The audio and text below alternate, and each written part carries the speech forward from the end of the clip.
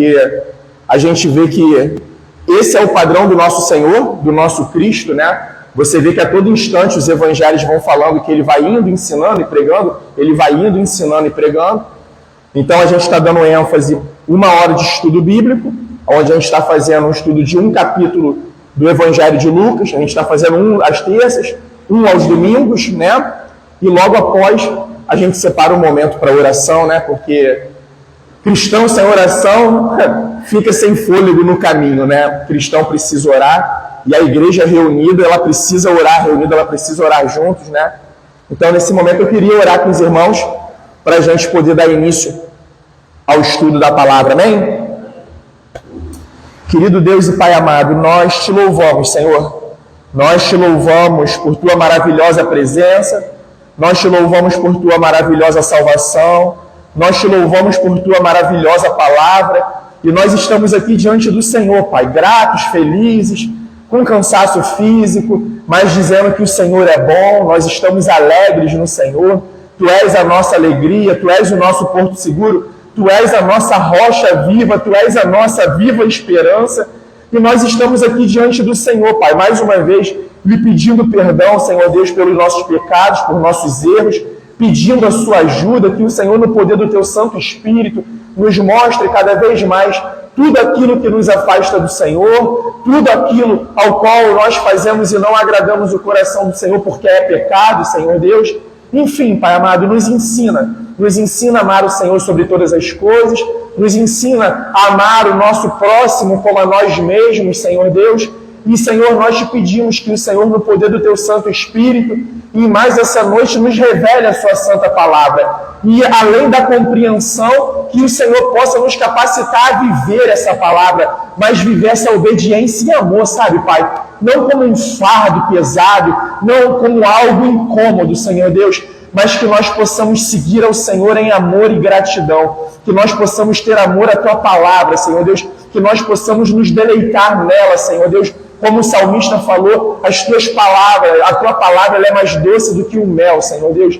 A tua palavra nos traz deleite, nos traz regozijo, Pai. E assim nós oramos ao Senhor, gratos e felizes, no nome do nosso Senhor Jesus Cristo. Amém. Amém, glória a Deus. Meus irmãos, chegamos aqui no capítulo 6 do Evangelho de Lucas. Já está passando? Né? A gente também tem passado através do Instagram. A gente sempre pede aos irmãos, né? Sempre que possível, que esteja aqui juntos, aqui na comunhão. Não abra mão de estar na comunhão quando possível, né? Mas de alguma forma também a gente está passando no Instagram e está deixando gravado e depois a gente coloca esse vídeo, esse estudo no YouTube. Chegamos aqui no capítulo 6 do Evangelho segundo o evangelista Lucas, né? E, irmãos, a gente vai ver que começa aí como subtítulo, não sei como que está na Bíblia de vocês, na versão de vocês, Jesus é Senhor do Sábado. E a gente vai vendo que é frequente esse embate que o Senhor Jesus tem com fariseus, com escribas, né, mestres da lei, aos sábados. Isso não é uma coincidência, isso não é à toa. O que era o sábado para o judeu? O sábado para o judeu era o dia do descanso, o Shabá. O dia do descanso de quê? O dia ao qual eles lembravam que o Senhor descansou da criação no 6º dia. O Senhor instituiu um sábado como um dia de descanso para todos que o seguem, para eles terem a compreensão de que o descanso, o Senhor se revela no descanso, que Ele é Senhor sobre nossas vidas, Ele está cuidando de todas as coisas. Então o sábado era esse momento de você comemorar, de você celebrar a criação. E ele apontava para a lei. Por quê? A lei era assim, obra, obra, obra, e depois um descanso que vem através da obediência. Mas o dia do Senhor, para nós cristãos, mudou a configuração disso tudo. Porque pela lei, você faz através de uma postura obediente e você recebe a bênção. E aí você descansa depois da obra realizada. Mas só que com a graça é diferente. A graça, você antes descansa, é o dia do Senhor, o dia que inaugura a semana, e depois você realiza as boas obras de Jesus. Porque o dia do Senhor é um dia que nós comemoramos o quê? O está consumado. Jesus já fez a grande obra. Nós já recebemos a grande obra por fruto de graça, por fruto de uma bondade, de uma postura amorosa do nosso Deus, que também se torna o nosso Pai a partir do momento que cremos no seu Filho como nosso Senhor e Salvador. Então, o dia do Senhor é esse dia separado para isso, aonde o povo de Deus se encontra alegre. E isso já começa contrastando o que está acontecendo aqui nesse início do capítulo 6 de Lucas. Sabe por quê? O sábado foi criado para o homem, e não o homem criado para atender o sábado. O sábado foi criado para poder atender o homem. O sábado deveria ser um dia de deleite para os homens, um dia de deleite para aqueles que seguiam o judaísmo, que era a religião que o Senhor colocou entre o povo escolhido, entre a nação escolhida, entre os judeus. O sábado, voltando, era um dia de deleite. Mas para vocês terem ideias, tinha observâncias por efeito de lei, que está lá em Levítico, com relação ao sábado. Mas só que os fariseus criaram, os escribas, mestres da lei, eles criaram mais 39 regras para o sábado. Sabe o que acontecia, Zeca? O sábado era um dia triste, porque era um dia difícil de ser cumprido, era tanta regra, era tanta coisa, sabe? Tipo assim, e umas coisas muito malucas. Um exemplo, o copo d'água no sábado só pode estar pelo lado direito aqui da palavra, sabe? E regras em cima de regras. E se você sem querer trouxesse o copo para cá, para os fariseus, isso era bem que passível de morte, de exclusão da presença do Senhor. E isso tudo vai se assemelhando aos nossos dias. Irmãos, evangelho que não te traz deleite, dia do Senhor que se tornou um dia pesado, tem alguma coisa errada. O dia que a gente vem encontrar os nossos irmãos para adorar de forma coletiva, porque a adoração não cessa, a adoração do cristão ela é contínua, a adoração é a vida, não é o momento, não é o encontro do templo. E foi justamente isso que o povo lá na antiga aliança, através da liderança, não compreendeu. Pouca liderança compreendia, mas logo as coisas se corrompiam teologicamente. E toda corrupção entre o povo de Deus, ela começa teologicamente. Os líderes se afastavam do Senhor, os líderes religiosos, os líderes espirituais da nação. Aí começava a liderança política se afastando, começava o povo se afastando, e nada mudou. Nada mudou a partir no sentido de uma atitude equivocada. A gente ainda vê muito isso. O dia do Senhor deve ser um dia de deleite. Poxa, eu estou indo lá, juntamente dos meus irmãos, né? Eu vou encontrar os meus irmãos, eu vou encontrar pessoas que ainda perseveram na fé comigo, sabe? E só em ver o irmão. Eu sempre carreguei isso comigo, só em você encontrar o irmão, isso já é uma alegria, te dá um ânimo. Ó, tem gente perseverando em Atafona, tem gente perseverando em Rua Nova, tem gente perseverando em Gruçaí, aqui em São João da Barra, e tem gente perseverando em Campos, e esse povo se encontra, e esse povo adora o Senhor, e o encontro do povo de Deus é uma audiência que o Senhor marca com o seu povo.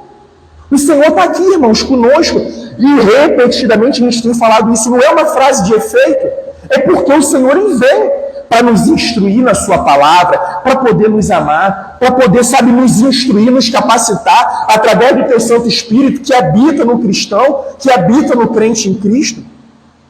E Jesus está nesse cenário. Jesus está contrastando esse cenário. E vamos pensar uma coisa. Olha quantos anos o judaísmo já existia. Séculos, milênio. E talvez se Jesus chegasse ali, não, caramba, né? Isso daí já está rolando há muito tempo, é melhor ficar quieto, não é melhor mexer nisso. Não, não! Ele veio realmente para poder confrontar as estruturas. O problema não é a estrutura, o problema é a estrutura que não atende ao Senhor. E a estrutura foi feita para atender o povo de Deus, e não o povo de Deus atender as estruturas. O povo de Deus não pode ficar escravo das estruturas. O povo de Deus é escravo do Senhor. E aí isso é maravilhoso, porque ser escravo de Deus é você ter um Senhor soberano, sim, mas é você ter um pastor gentil e um pai amoroso. É bem diferente. E Jesus, talvez se ele fosse se dobrar à tradição, e por favor, irmãos, eu não estou dizendo que toda tradição é ruim, não. Pelo contrário, olha quantos anos nós temos homens e mulheres de Deus, há 2000 anos, após a elevação do nosso Cristo aos céus, após os apóstolos terem continuado aquela missão que o Senhor os delegou para poder realizar após a sua ida ao céu. Homens e mulheres que, há séculos, há décadas, vêm pelejando a boa causa do Evangelho. Olha quanta tradição boa nós temos. A gente não pode descartar tudo que foi construído, mas nós precisamos ver se essa tradição ela atende o Evangelho, se ela está de acordo com a palavra de Deus. E se nós percebermos que essa tradição ela não segue, ela não está de acordo, nós precisamos contestar sim. Nós não podemos seguir a tradição por ser tradição, porque isso senão se torna tradicionalismo. E o cristão não é tradicionalista. Ele respeita as instituições, sim, mas as instituições que se dobram ao Senhor. E Jesus chegou ali e encontrou um sistema, já não estava mais rendido ao Pai dele, já não estava mais rendido ao Deus de Israel, estava rendido aos homens. Os homens já estavam preferindo que as pessoas cumprissem aquilo que eles colocavam como norma, e não o que a palavra de Deus dizia que o povo de Deus deveria seguir e se portar. E nós vamos ver isso daqui, Vamos entrando aqui no texto bíblico, por favor. Aconteceu que num sábado, Jesus passava pelas searas, e os seus discípulos colhiam e comiam espigas, debulhando-as com as mãos. Primeiro ponto, eles não estão transgredindo a lei não, tá? Deuteronômio capítulo 23. O viajante, ao passar pelos campos, ao ter fome, ele poderia se alimentar do alimento desses campos. Então eles não estão transgredindo lei nenhuma. E aí vamos seguindo no versículo 2. E alguns dos fariseus lhes disseram: por que vocês fazem o que não é lícito aos sábados? Ele veio confrontar, né? Os fariseus já chegaram numa postura de confronto. E o que é interessante, no início do Evangelho, a gente já começa a ver a perseguição. Mas ela está mais velada, ela está mais indireta, ela está mais escondida. A partir daqui a gente já vai ver a perseguição escancarada. E inclusive, Marcos, relatando esse mesmo episódio, ele já diz que nesse momento, os fariseus logo ali à frente já procurariam um jeito de como matar Jesus. Olha que incoerência! Olha que incoerência! Aquilo que deveria fazer bem ao próximo, porque viu uma coisa boa acontecendo ao próximo, quer matar. Quer matar o Senhor Jesus, quer matar Deus que está encarnado entre eles. E aí Jesus toma a palavra e disse: olha que maravilhoso. Como é que Jesus refuta eles, irmãos? Através da palavra de Deus. Vocês nem ao menos leram o que Davi fez quando teve fome? Ele e os seus companheiros? Como entrou na casa de Deus e pegando os pães da proposição, comeu e deu também aos que estavam com eles? Pães que não lhe era lícito comer, mas exclusivamente aos sacerdotes. E esses pães aqui da proposição, realmente, estava determinado que era os sacerdotes que comiam aqueles pães. Mas aquilo dali são elementos cerimoniais. A vida é superior aos ritos cerimoniais. Irmãos, vocês acham que Deus ia querer que Davi e os que estavam com ele morressem de fome? Sabendo que tinha pães a serem comidos, que poderia saciar a fome deles? E é o que Jesus está mostrando para eles. Vocês estão preferindo a instituição humana do que a instituição divina. Vocês não compreenderam que a vida está acima dos ritos cerimoniais. Vocês estão tão presos às cerimônias, vocês estão tão presos às regras e às vontades do homem, que vocês estão cegos para a vontade de Deus. Vocês estão perdidos. Vocês são líderes de quê? Vocês são líderes de si mesmo. Vocês querem um sistema que atenda a vocês. Vocês não montaram uma religião que atenda as pessoas e as necessidades. E está no livro de Tiago. Qual é a pura e verdadeira, imaculada religião para com Deus e o Pai? Visitar os órfãos e as viúvas nas suas necessidades. É estender a mão ao próximo. E quem é o próximo é qualquer um que padeça de necessidade. A igreja não é um fim em si mesma. A igreja é uma agência, é uma comunidade cristã que foi feita para atender as pessoas, principalmente com o ensino e a pregação verdadeira do Evangelho. É claro que a gente deve estender a mão ao irmão, dar uma ajuda material, se é fome, ajudar, se é um remédio, ajudar. Mas ele vai encher a barriga e logo amanhã ele vai ter fome de novo. Ele vai se curar de uma gripe hoje, mas talvez daqui a 3 meses ele vai ter gripe novamente. Mas a salvação, irmãos, somente o Senhor Jesus pode dar através do poder do Evangelho. E essa é a maior oferta que uma pessoa possa receber. É o ensino autêntico, é a pregação autêntica, é o Evangelho puro e simples. Nós não somos um sistema criado para poder atender a nós mesmos. Nós não fomos chamados a ficar criando mecanismos para nós estarmos aqui dentro e se alimentando e engordando, e ficamos tão gordos que não conseguimos ir lá para fora e fazer a vontade do Senhor.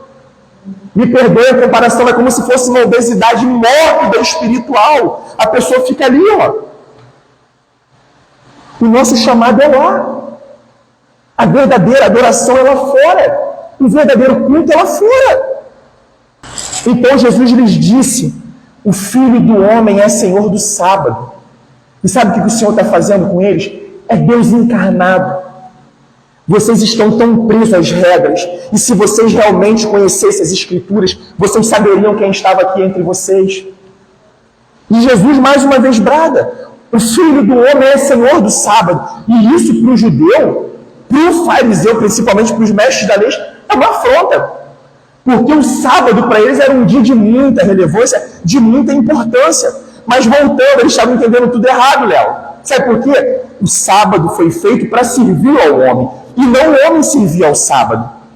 E isso está acontecendo, né, para que o Senhor possa estar expondo toda a maldade da religiosidade. Tudo que a religião falsa, sabe, ela causa em si. Ela se afasta de forma gigantesca dos propósitos eternos, da vontade do nosso soberano Deus em Cristo Jesus. Isso tudo está acontecendo nesse ambiente, tá? De sábado. E aconteceu que, versículo 6, em outro sábado, Jesus entrou na sinagoga e começou a o quê, irmãos? A ensinar, tá? Jesus corria às sinagogas para poder ensinar. Por que Jesus está ensinando? Era um povo que talvez já era para estar, mestre no conhecimento. Mas o profeta Oséias anunciou isso, e o meu povo perece por falta de conhecimento. E eu fiquei curioso, e por isso que eu guardei isso.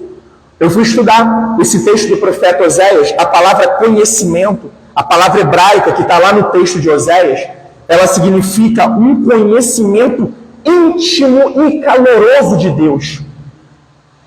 Não é um conhecer, é um conhecimento íntimo e caloroso.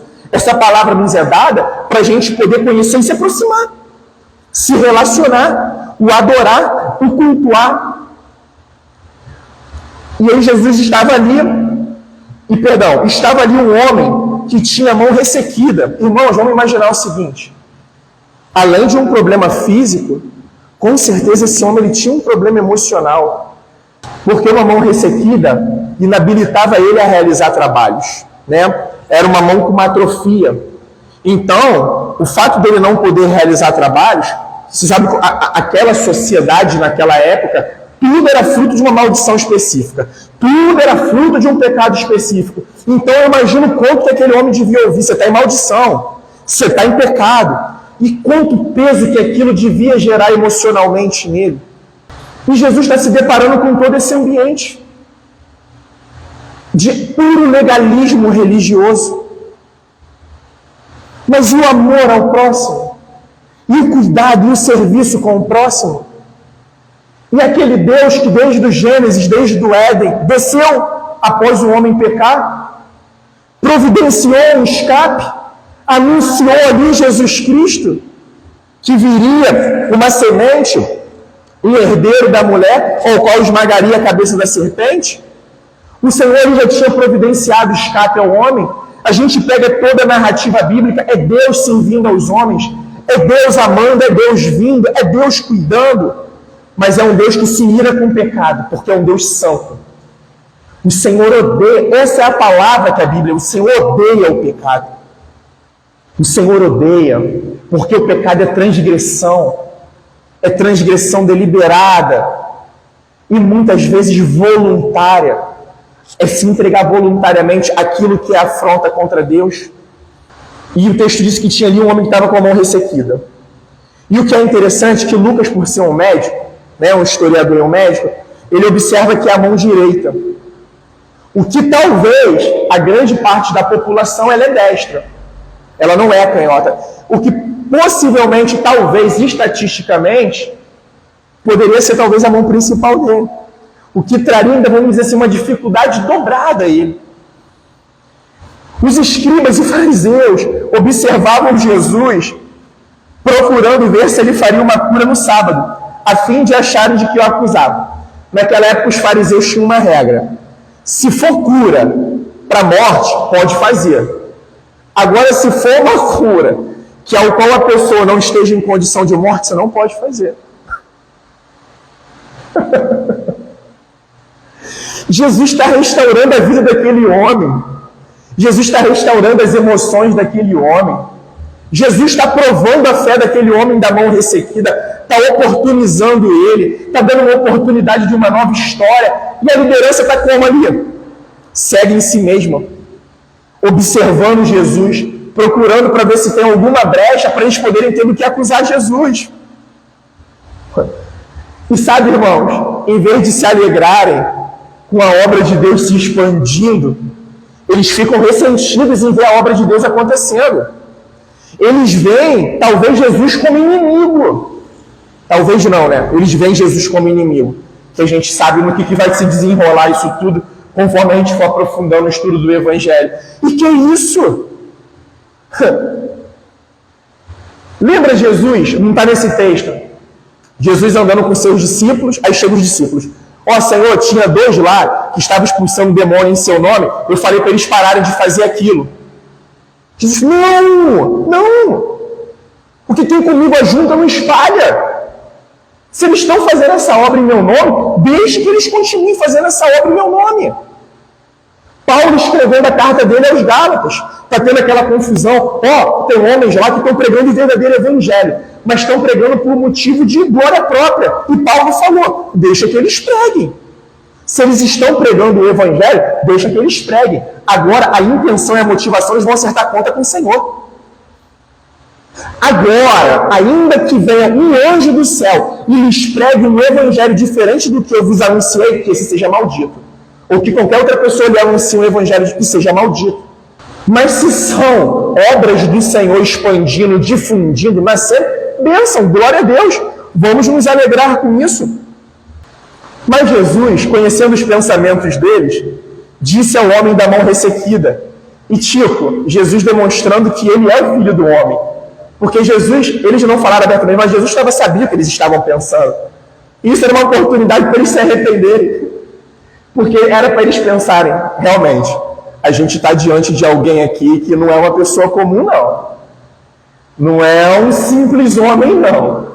E ele já tinha se anunciado ali como o filho do homem. E aí, seguindo, Jesus disse ao homem da mão ressequida, levante-se e venha para o meio. Jesus está pedindo a ele, dá um passo de fé. Toma uma atitude de fé agora. Eu sou aquele que eu tenho condição de mudar a tua vida e a tua história. E eu vim para isso. Para fazer os cegos enxergarem, para fazer os surdos ouvirem e para pregar o evangelho aos pobres. Eu vim a isso. Essa é a minha missão. Levante-se e venha para o meio, que possivelmente era a posição a qual Jesus estava. E ele, levantando-se, ficou em pé. Então Jesus fez uma pergunta a eles. Jesus falou, faz o seguinte, vocês estão procurando do que me acusar. Agora eu quero lançar uma pergunta para vocês. E me responda essa pergunta, que de repente, de acordo com a resposta de vocês, eu paro. Vou fazer uma pergunta a vocês. É lícito no sábado fazer o bem ou o mal? Salvar uma vida ou deixar que se perca? Então Jesus, olhando para todos que estavam ao seu redor... Aí Jesus fez uma pergunta. Né? E Jesus está ali, olhando para todos que estão ao redor. E por que eles não se manifestaram aqui? Por que eles não levantaram e arguíram? Por quê? Porque eles não tinham que arguir.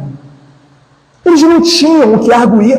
Eles estavam cegos nele. Lembra, a gente estudou isso no Evangelho de João, que foi o último livro que a gente expôs. Chegou uma hora que Jesus não aguentou, que eles estavam lá. Nós temos como pai Abraão. Nós sentamos na cadeira de Moisés. Moisés falou, vocês não têm como pai Abraão. Sabe por quê? Se Abraão tivesse vendo o que vocês estão vendo, ele já muito teria se rendido. O pai de vocês é o diabo. Vocês fazem a vontade do pai de vocês. Vocês ficam com essa história aí. Nós temos como pai Abraão, nós somos filhos de Moisés, nós estamos debaixo da vontade de Deus, nós somos a verdadeira religião, nós somos aqueles que todo o restante não vale nada. Vocês têm como pai o diabo. Vocês estão fazendo a vontade do pai de vocês. É isso que Jesus está condenando, tá, irmão? É essa estrutura escravizante, essa estrutura que traz peso. E essas pregações a gente está vendo aí direto. Essa pregação meritória, a pregação do mérito é isso. Você precisa fazer para conquistar. Ó, meu filho, Leozinho, Levi, se vocês forem um bom menino durante o ano, lá no final do ano, Papai Noel vai vir e vai trazer. E isso entrou no sistema, na cultura. Isso entrou, inclusive, entre muitos irmãos. E está errado. Nós não caminhamos fazendo as boas obras para sermos salvos. Nós fazemos boas obras porque nós fomos salvos. Agora é uma resposta leve. Eu respondo ao meu Deus fazendo a vontade dele porque ele me amou, porque ele me salvou. Porque se dependesse de mim as boas obras para ir ao céu, meu Deus, estávamos todos nós lascados. Porque a Bíblia responde, todos pecaram e destituídos foram da glória, da presença do Senhor. O pecado no Éden fez isso, ó, ilustrando. O que antes estava assim, a gente, Deus, o pecado fez isso, ó, criou um abismo. E Jesus também explica isso naquela parábola do rico e do Lázaro, que o rico queria, Lázaro, vem aqui molhar a minha língua. Ele falou, ó, tem um abismo entre nós, tem como para ir não. Chapo esquentou, irmão. Você teve toda a oportunidade, mas você se apoiou em outras coisas. E aí Jesus disse a todos que estavam ao redor e todos olhando ao homem, estenda a mão. E ele assim o fez e a mão lhe foi restaurada. Mas eles se encheram de furor e discutiam entre si quanto ao que fariam contra Jesus. Meu Deus. E aí o texto vai seguindo. Naqueles dias, Jesus se retirou para o monte a fim de orar e passou a noite orando a Deus. Aqui ele já estava, Jesus tinha muitos discípulos, mas apóstolos, ele chamou poucos entre aqueles grupos de discípulos. O discípulo é quem? É aquele que segue a Jesus, somos nós. Nós estamos sendo discipulados constantemente de como seguir a Jesus, de como ser um mini Cristo aqui nesta terra, aqui nesta vida. Os apóstolos, só eles foram apóstolos. O apóstolo, ele precisava ser uma testemunha ocular de Cristo, ele precisava ter convivido com Cristo ressurreto. O apóstolo Paulo teve isso, tá, irmãos? Ele conviveu com Cristo ressurreto, tá? Isso está na Bíblia. E ele precisava ser um daqueles ao qual a nossa doutrina se fundamentaria. Hoje nós estamos fundamentados na doutrina dos apóstolos. Então, quem foi apóstolo? Os 11 e mais Matias, que veio depois. Judas não foi. O apóstolo, a tradução da palavra é enviado, um mensageiro, aquele que foi enviado pelo Senhor Jesus para poder continuar a obra, o reino que ele inaugurou. Foram esses, Judas estava entre eles, mas o Senhor já sabia que ele seria o traidor. Jesus já estava avisando, há muito tempo, que ele seria o traidor. Ele só estava separado naquele grupo porque era necessário que os propósitos eternos se cumprissem através da vida dele. Foi o Senhor que colocou o pecado? Não. Ele escolheu. O Senhor já sabia. A gente precisa sempre guardar isso, tá? Nós já nascemos condenados. Mas o Senhor, por graça, Ele está salvando pessoas. A todo dia, Ele está salvando pessoas. Desde o início da história. Ele está arrancando pessoas do reino das trevas para o reino da sua maravilhosa luz. Isso pertence a Ele. Isso é interessante ver que Jesus se retirou para orar antes de uma decisão importante. Passou a noite orando. E quando amanheceu, chamou assim os seus discípulos e escolheu 12 dentre eles, os quais deu também o nome de apóstolos. Simão, a quem acrescentou o nome de Pedro, e André, seu irmão, Tiago e João, Filipe e Bartolomeu, Mateus e Tomé, Tiago, filho de Alfeu, e Simão, chamado Zelote, Judas, filho de Tiago, e Judas Iscariotes, que se tornou traidor. Engraçado que só Lucas observa isso, que se tornou traidor. É como se no início se evidenciasse de que ele era alguém que realmente estivesse interessado, mas na verdade o coração dele sempre esteve em outro lugar. E quando foi começando a surgir as oportunidades, a Bíblia diz que ele era o tesoureiro, o administrador dos recursos, e que ele tirava coisas daquela bolsa ao qual ele administrava. E só para poder a gente avançar esse pedaço aqui, sabe o que é interessante? Só quero trazer 2 nomes daqui. Como que o nosso Jesus é maravilhoso. A gente tem aqui Mateus, o publicano. Quem era o publicano? Era o homem mais odiado em Israel naquela época. Eram os judeus e eles eram mais odiados que os romanos, porque era mais ou menos assim. Roma contratava Mateus para poder ser um publicano. Aí Roma falava, Mateus, quando a galera passar aí, eu quero 15% de imposto. Aí quando a galera passava, Mateus pedia 25% para embolsar algum, para dividir alguns com os soldados. Já tinha um esquema. Então ele era duplamente odiado. Existia um grupo em Israel chamado Zelotes, que eles eram guerreiros radicais. Eles matavam o romano, eles andavam com uma facazinha pequenininha, uma adaga, que no meio das multidões eles degolavam soldados romanos. Eles tinham isso como uma assertiva, uma prioridade dentro da carreira que eles desempenhavam. Mas o ódio deles pelos publicanos era dobrado também. Eles consideravam o publicano 2 vezes traidor. Jesus uniu essa galera no mesmo grupo. Jesus botou eles na mesma visão. Jesus restaurou o coração e colocou eles para caminharem numa mesma direção, apesar das adversidades. E qual direção? A vontade de Mateus? A vontade do Zelote? Não, a glória de Deus. Glorificar o nome de Cristo. Essa é a nossa missão. Tantas pessoas aqui diferentes, mas caminhando por um mesmo propósito. E que nós continuamos dependendo dessa graça do nosso Senhor. E aí o texto vai se seguindo. E descendo com eles do monte, Jesus parou num lugar plano, onde se encontravam muitos discípulos seus, e grande multidão do povo de toda a Judéia, de Jerusalém e do litoral de Tiro e de Sidom, que vieram para ouvir e para serem curados de suas doenças. O ministério espalhando, eu quero ouvir o que esse homem ensina, porque ele ensina com autoridade, a gente já viu aqui no relato anterior, e está curando, e está expulsando o demônio, e as multidões continuavam ouvindo. E também os atormentados por espíritos imundos eram curados. E todos da multidão procuravam tocar em Jesus, porque dele saía poder e curava todos. Irmãos, quero falar uma coisa para vocês. Isso aqui é importante a gente frisar. O texto disse que Jesus foi ao alto do monte orar. Não tem problema nenhum no alto do monte orar, mas precisamos tomar cuidado com o seguinte: o monte em si não tem poder nenhum. Se você está indo lá, porque é um local mais separado, um local com um silêncio maior, você encontra ali uma paz maior, beleza. Agora, se você subiu um monte, achando porque eu estou no monte a noite inteira orando, eu vou descer e vou fazer tudo, não funciona assim. Ali todos estavam sendo curados, porque o Senhor tinha um propósito eterno naquilo tudo. Mas isso não significa que agora, vamos todo mundo para o monte agora, a noite inteira orando, a gente vai descer e vamos sair curando todo mundo. Não funciona assim. Isso é misticismo.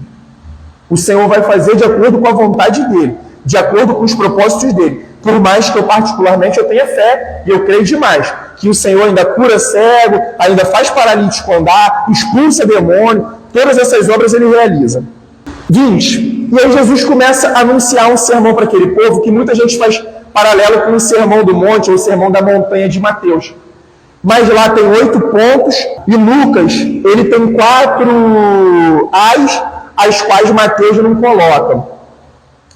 E aí, então olhando para os seus discípulos, Jesus lhes disse: bem-aventurados são vocês os pobres, porque o reino de Deus é de vocês. A gente precisa compreender que Jesus aqui, ele não está falando a respeito da pobreza por si só. O pobre aqui é aquele que não coloca as suas esperanças e expectativas na riqueza. Porque a grande verdade é o seguinte, irmãos, nós temos ricos piedosos e nós temos pobres que são arrogantes, que não são nem um pouco piedosos. Não é disso que ele está falando, é de uma expectativa, de uma confiança. Eu tenho o meu recurso, mas eu não deposito toda a minha vida nos meus recursos. Eu não vivo buscando em primeiro lugar os recursos. E esse aqui é o pobre. E até porque também o início do cristianismo realmente era a religião de crianças, mulheres e pobres, que eram todos aqueles que eram marginalizados. E eles encontraram uma esperança, uma viva esperança no Senhor Jesus Cristo. Bem-aventurados são vocês que agora têm fome, porque vocês serão saciados. E trazendo um outro exemplo, às vezes a gente está passando dificuldade, luta, privação, e a gente se rende às práticas erradas, para poder trazer os recursos de forma errada. E Jesus está elogiando, vocês que pacientemente suportam as privações nessas vidas, vocês não têm noção do que lhes aguarda no céu. Vocês não têm noção do que está preparado para vocês. E essa fome aqui também é fome de justiça. Sabe? É aquele que se compadece e que de alguma forma se mexe na sua alma, no seu espírito, de ver tanta injustiça aí fora, de ver tanta coisa errada aí fora. E Jesus está falando, a sede de justiça que vocês têm, ela vai ser saciada. Bem-aventurados são vocês os que choram, que agora choram, porque vocês vão de rir. Jesus não condena o riso, até porque mesmo a gente vê que em alguns momentos Jesus utiliza de paródia. E paródia é uma linguagem cômica. Eu creio que Jesus ria muito. O que Jesus está falando é aquele riso superficial, é aquele riso maldoso, é aquele riso do deboche. Ah lá, ó como é que está a condição deles agora, ó como é que eles estão agora, se apoiam em Jesus, ó, se apoiam na verdade, se apoiam em ser piedosos, aí ó, como é que eles estão, e abrem um sorriso largo. E Jesus fala, bem-aventurados são vocês que agora choram, porque vocês vão de rir naquele reino eterno. Bem-aventurados são vocês quando as pessoas os odiarem, expulsarem da sua companhia, e insultarem, rejeitarem o nome de vocês como indigno por causa do Filho do Homem. Sabe o que Tertuliano falava? Que não é o sofrimento, mas é a causa do sofrimento que cria um Marte. Sabe o que Jesus está falando aqui? Às vezes a gente está sofrendo, irmãos, como consequência do nosso pecado. Não é esse tipo de sofrimento que ele está falando. Às vezes a gente está sofrendo por uma consequência social. Não é esse tipo de sofrimento. Às vezes a gente está sofrendo por causa da nossa conduta, do nosso mau testemunho. Às vezes a gente está sofrendo, como a gente estava conversando mais cedo, Léo, por causa das perseguições que nós sofremos, porque aquilo que a gente anuncia está completamente separado da vida que a gente testemunha. Teologia e ética completamente separados. Palavras e vida completamente separados. Testemunho completamente longe daquilo que eu anuncio. Mas tem pessoas que estão sofrendo por causa do nome do Filho do Homem. Porque estão buscando viver um evangelho, viver a verdade. Estão se apresentando, não estão negociando os princípios e os valores eternos. É desses que ele está falando. E ele diz o seguinte, alegrem-se naquele dia e exultem, porque grande é a recompensa de vocês nos céus. Porque os pais de vocês fizeram o mesmo com os profetas que vieram da parte de Deus. O profeta vinha e Israel matava. O profeta vinha e Israel matava. Mas ai de vocês os ricos, porque vocês já receberam a consolação. Sabe o quê? Toda a esperança de vocês já chegou. Irmãos, quantos irmãos que a gente vê na caminhada, pede ajuda do Senhor, na dificuldade está buscando a face do Senhor, o Senhor vem e abençoa, as coisas começam a acontecer, sabe o que acontece? Começa a se afastar do Senhor. Começa a depositar toda a sua expectativa no dinheiro, na riqueza, no seu trabalho, na sua capacidade. Vai se tornando Deus de si mesmo. E vai se perdendo a passos largos. E a gente vem, anuncia o Evangelho, sabe o que acontece? O que está acontecendo com os profetas, sendo rejeitado. Começa a ser tido como intruso. Quem o pastor pensa que é para poder ficar falando essas coisas? Mas isso é orientação do Eterno, isso eu não falo de mim, isso é a palavra de Deus que está falando. Ai de vocês que agora estão fartos, sabe por quê? Porque vocês vão passar fome. Jesus não condena a riqueza lícita, irmãos. Ele não está condenando isso. O que ele diz é que a grande maioria das pessoas, quando começa a ter riqueza, se apoia na riqueza. É por isso que ele falou, é mais fácil um camelo passar pelo furinho da agulha do que um rico entrar no reino de Deus. Eles até vêm, eles até caminham por um tempo, mas por qualquer motivo se afastam. Qualquer coisa vira uma desculpa. E isso aqui não é cobrança, irmãos. Isso daqui é reorientação da palavra do Senhor. É Deus que chega na nossa vida e nos sacode, nos chacoalha. Onde que você está depositando a sua esperança? Os nossos dias afadigados, querendo dinheiro, querendo expandir negócios. Ai de vocês que agora estão rindo, porque vocês vão lamentar e chorar. Ai de vocês quando todos o elogiarem, porque os pais dessas pessoas fizeram o mesmo com os falsos profetas, Jeremias. E sabe qual é o problema? O problema não é a gente ter um bom testemunho, porque isso é necessário. Paulo escrevendo a Timóteo diz a Timóteo, tenha um bom testemunho entre os homens. Mas se você só estiver recebendo elogio, tem alguma coisa errada. Pela causa de Cristo, tá, irmãos? Pela causa de Cristo, tem alguma coisa errada. Se você está na causa e só está te rendendo elogio de todas as partes, ai, nós estamos sendo... Não, sabe por quê? O Evangelho, irmãos, ele afronta o mundo. Ele prega uma mensagem na contramão dos valores do mundo. Completamente. A gente já viu aqui. E vamos continuar aprofundando. Jesus trouxe aqui, agora ele está aprofundando, a gente está caminhando para o final da exposição. Olha agora o que o Senhor requer daqueles que o seguem, dos seus discípulos. Digo, porém, a vocês que me ouvem, amem os seus inimigos, façam bem os que odeiam vocês. Antes a gente ouvia o quê? Ame os amigos e odeie os inimigos. Mas ele está falando, agora não, eu estou mudando os valores. Eu estou aprofundando a conduta de vocês. Aqueles que odeiam a vocês, amem. E sabe qual é o tipo de amor? Não é o amor eros, que é um amor romântico. Não é o amor filia, de amizade, filéu. É o amor ágape. E sabe o que é o amor ágape? É uma escolha de ser uma pessoa amorosa. A gente ouve muito, às vezes, entre casais. Eu amo na mesma intensidade que ela me ama. Eu amo na mesma intensidade que ele me ama. Não é esse o chamado do cristão. A gente não responde, a gente não retribui o amor. A gente ama. A gente não ama. Ah, eu vou amar muito o Zeca porque ele muito... Não. O Zeca pode me odiar, mas eu vou amá-lo. Ele pode vir contra mim, mas eu vou continuar escolhendo amá-lo. Abençoe aquele que os amaldiçoam. Orem pelos que maltratam vocês. Ao que lhe bate numa face, ofereça outra. E essa face aqui era o queixo na época que esse texto está querendo dizer. Mas, pô, já fiz isso por fulano. E ele me retribui. Faz de novo. Isso é da outra face. É fácil? Não é, mas é necessário, é o chamado. Ao que lhe tirar a capa, deixe que também leve a túnica. A capa era a peça de cima, a túnica era a peça de baixo. Deixa que ele leve. Ele está precisando, dá. O teu chamado é um chamado de servir. É claro que, às vezes, quando a gente diz não a um pedido, isso é amar. Uma pessoa que está em condição de vício na rua, vem e você vê que ela está daquele jeito. Ela te pede. A melhor maneira de você amá-la é não dar. Porque você sabe que aquilo vai entrar para poder, talvez, comprar alguma substância, ao qual vai fazer mal a ela. Dê a todo que lhe pedir alguma coisa. E se alguém levar o que é seu, não exija que seja devolvido. Faça aos outros o mesmo que vocês querem que eles façam a vocês. A tradição rabínica falava o seguinte, olha só, o mal que você não quer que lhe façam, não faça a ninguém.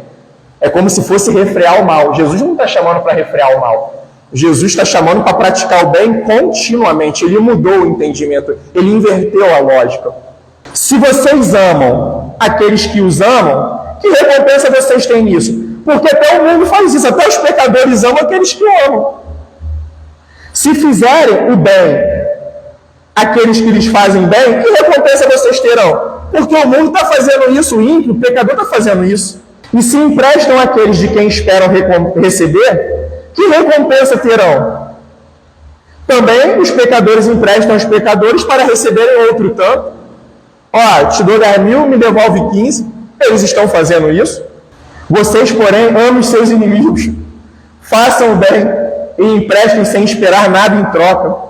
Vocês terão uma grande recompensa e serão filhos do Altíssimo.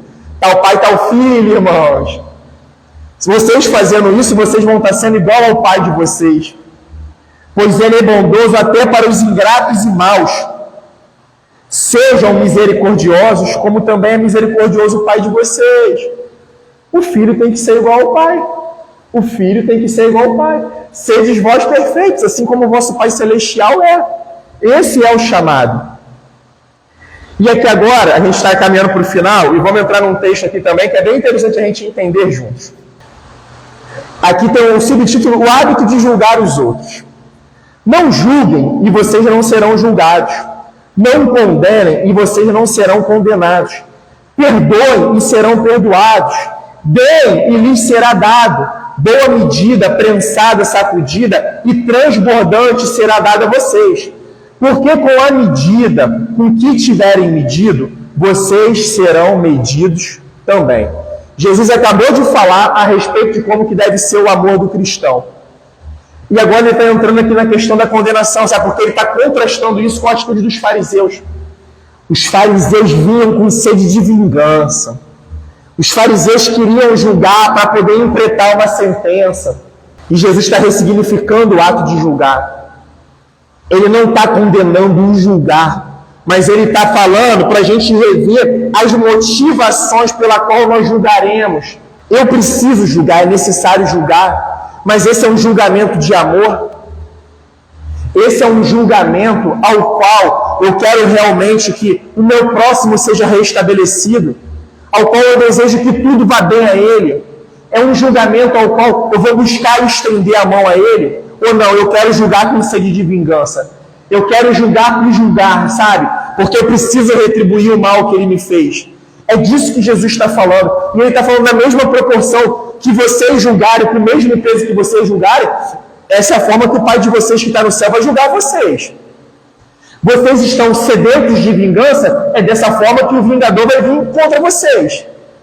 Mas eu estou chamando vocês a amarem. Amar não é fazer vista grossa para o pecado. Não é ficar cego ao pecado. Mas é mudar a forma ao qual vocês vão entrar em juízo. E Jesus lhes contou também uma parábola. Será que um cego pode guiar outro cego? Não é fato que ambos cairão num buraco? Era o que estava acontecendo com aquela liderança naquela época. Eles estavam cegos para o Senhor, para quem era Deus, para a vontade de Deus. E eles estavam conduzindo a nação ao buraco. É por isso que Jesus, quando via as multidões, ele anunciava. Eu fico compadecido deles, porque eles estão aí como ovelhas sem pastor. Eles estão peregrinando cegos, porque estão seguindo guias cegos. O discípulo não está acima do seu mestre. Todo aquele, porém, que for bem instruído, será como seu mestre. E Jesus está reorientando os discípulos. Porque naquela época, como que acontecia? O sistema de ensino não é como é hoje. Um exemplo, Leozinho. Leozinho, ele tem um professor para cada disciplina, para cada matéria. Naquela época, Roger lá na faculdade. E quem aqui está estudando? Meu amigo Léo. E quem aqui estiver estudando? Marcos. Você tem um professor, naquela época não, era um mestre que lhe explicava sobre tudo. Você seguia um mestre só, e ele ali explicando sobre tudo da vida, sobre todas as questões da vida. E Jesus é esse mestre. Jesus está falando, fiquem atentos ao que eu estou anunciando, porque o discípulo não é maior do que o seu mestre. Eu até quero que vocês cheguem nessa condição de mestre, e eles chegaram. Eles se tornaram mestre em Israel. Por que você vê o cisco no olho do seu irmão, mas não repara a trave que está no próprio olho? Isso daqui é uma mensagem irônica, isso aqui é uma paródia de Jesus. Sabe o que ele está falando? Vocês são meticulosos em ver um ciscozinho no olho do irmão. Um erro pequenininho no próximo. Mas e o autoexame? E o pecado que vocês carregam? Vocês não olham? Quer ficar olhando a vida de todo mundo. Mas e a trave que vocês carregam? O problema não é vocês julgarem, mas remove o pecado de vocês. É vida, é palavra, pregação afastada do testemunho. E Jesus está condenando isso neles. Como você poderá dizer ao seu irmão, deixa, irmão, que eu tiro o cisco que está no seu olho, se você não repara a trave que está no seu próprio olho? Hipócrita! Tire primeiro a trave do seu olho e então verá claramente para tirar o cisco que está no olho do seu irmão. E Jesus agora vem aqui aprofundando mais ainda isso. E ele diz o seguinte: não há árvore boa que dê mau fruto, nem árvore má que dê bom fruto. É impossível, ele está falando. Não tem como uma árvore boa dar mau fruto, e nem uma árvore má dar um fruto bom. Porque cada árvore ela é conhecida pelos frutos que produz. Porque você não se colhe figos de ervas daninhas, e nem se apanha uva dos espinheiros. Ele colocou 2 árvores frutíferas e 2 árvores espinhentas. Mato que atrapalha. Laranja, uma laranjeira, vai nascer o que nela? Laranja. E uma laranjeira, ela não é laranjeira porque ela dá laranja. Porque ela é laranjeira, nasce laranjas nela. Porque ela é esse tipo de árvore, por isso que ela tem esse tipo de fruto. É por isso que ele está falando. Não tem como uma árvore má querer produzir bons frutos. A pessoa boa tira o bom tesouro do coração. E a pessoa má tira o mau tesouro, do mau, perdão. E a pessoa má tira o mal do mau tesouro. Porque a boca fala do que o coração está cheio. Na verdade, a vida é uma evidência de tudo aquilo que está sendo tramado no nosso coração. O que a gente está produzindo é aquilo que está tomando a nossa mente. Lembra quando a gente uma vez pregou lá na parábola do semeador? Uns produziam a 10 por 1, outros a 30 por 1, outros a 100 por 1. Sabe quem está produzindo a 100 por 1? É quem está tomado pelo reino de Deus. É quem está somente tomado de céu. É quem está somente tomado de evangelho. Ele está fazendo tudo para a glória do Senhor. Sabe? Ele não está dividindo. É claro que ele vive a sua vida ordinária, mas dentro da sua vida ordinária, ele carrega a glória de Deus. Ele trabalha para a glória de Deus. Ele caminha na comunidade para a glória de Deus. Ele vem na igreja para a glória de Deus. Ele não vem na igreja por si, que é a reunião dos irmãos. E sabe o que Jesus agora finaliza falando, irmãos? Construir uma vida no evangelho custa. E não custa barato não, custa caro, tá? Sabe o que ele está falando aqui? A gente vai entrar na parábola que vocês conhecem, dos 2 fundamentos. Ele primeiro começa falando: por que vocês me chamam Senhor e Senhor e não fazem o que eu mando? Porque o peso da palavra Senhor naquela época, quando eu chamava alguém de Senhor, eu chamei o Léo de Senhor. Isso queria dizer que toda a minha lealdade estava devotada a ele. E aqui ele está colocando 2 vezes, é aquele que ainda é enfático: Senhor, Senhor. Por que vocês não fazem o que eu vos mando? Vocês dizem que eu sou Senhor da vida de vocês, mas vocês fazem tudo o contrário. Aquilo ao qual eu ordeno vocês fazerem, aquilo ao qual eu peço para vocês caminharem. Eu vou mostrar a vocês a quem é semelhante todo aquele que vem a mim, ouve a minha palavra e as pratica.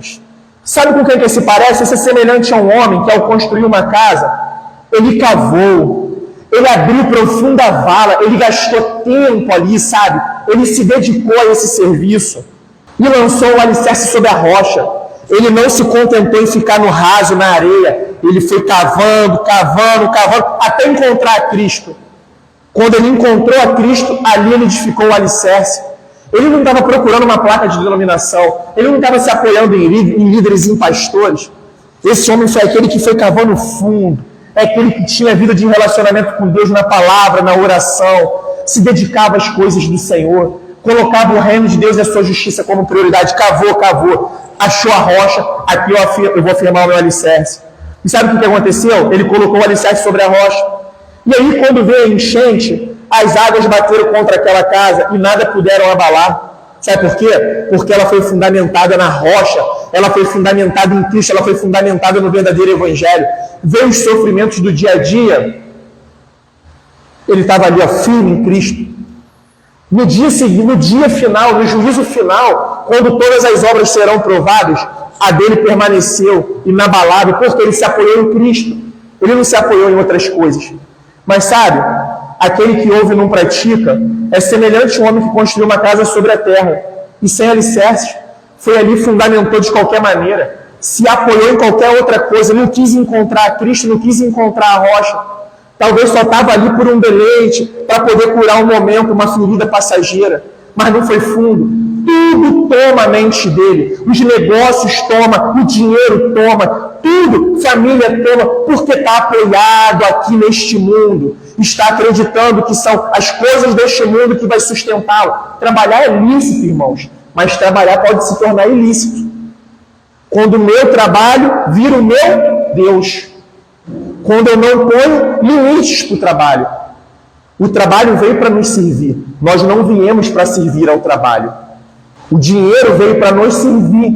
O dinheiro não veio para a gente servi-lo, senão ele vira mamão na nossa vida. Ele se torna um Deus na nossa vida. E sabe o que aconteceu quando as águas bateram contra ela?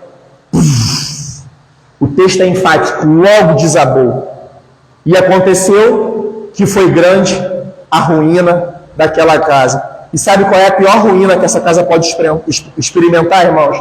É aquela ruína do último e grande dia do Senhor, ao qual os profetas falavam, Amós, que vai ser muito terrível esse dia do Senhor. Mas só que isso muitas vezes não é anunciado porque você perde o adepto. Mas Jesus não está atrás de adepto. Ele está atrás de verdadeiros adoradores, que o adoram em espírito e em verdade. Jesus veio construir discípulos.